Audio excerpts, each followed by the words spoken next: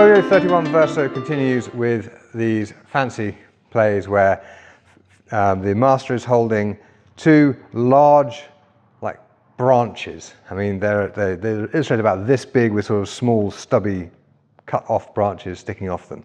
We are improvising with a squidgy one and a less squidgy one for safety's sake. Jessica is wearing a mask because I shall be throwing this one at her head.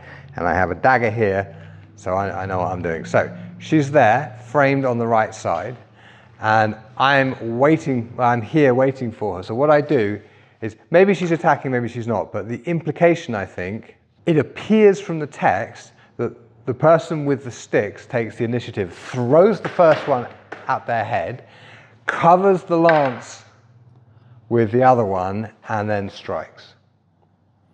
Okay? Now, of course, as I start to move, she's going to start to thrust. And the effect of a big, heavy branch being thrown at your unprotected head is quite different to having a squidgy rubber dagger thrown at your mask. Okay?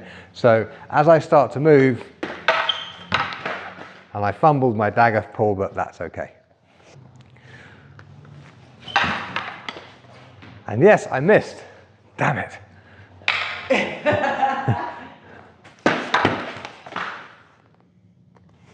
That was a good one. Yeah. So the sixth of these unusual plays, and the second on 31 verso, has the setup for throwing with the right hand, parrying with the left hand, and entering. And the completion of the play is shown in the seventh play, which is the third on 31 verso. And the last one. There's only 3 plays illustrated on this folio. The counter remedy is, and of course this is assuming that the first stick to the head hasn't actually knocked your brains out. Yeah, so as I cover with this one and I come to strike, she parries with, there we do, and then does horrible stuff to me. Yeah, I'm sure you can think of something. Yes. Yeah, let's try that again.